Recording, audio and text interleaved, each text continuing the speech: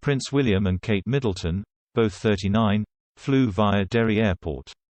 Their decision to fly by private jet has provoked the wrath of Harry and Meghan fans on Twitter, as the Duke and Duchess of Sussex have often been criticised for travelling by the same means.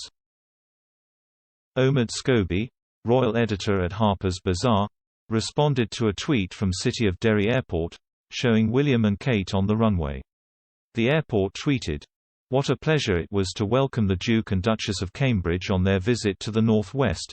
We hope to see them again in the near future." In response, Mr. Scobie wrote, "A special welcome for the Cambridges at City of Derry Airport yesterday after their private jet hit the tarmac.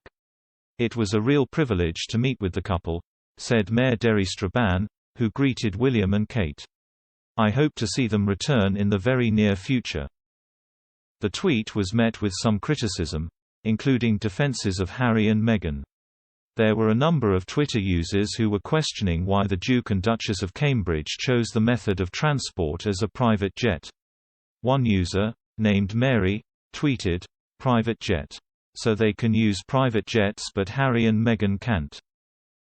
Another Twitter user pointed out the current fuel shortage in the UK, questioning whether or not there was a jet fuel shortage which would impact the royals on their trip.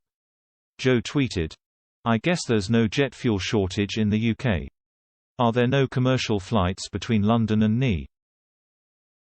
Another Twitter appeared to claim the Duke and Duchess of Cambridge are held to different standards. Gil L tweeted, "Private jet. I thought flying private was frowned upon. Or is that only in the case of Meghan and Harry?" The Duke and Duchess had visited Ulster University and City of Derry Rugby Club during a one-day visit to Northern Ireland.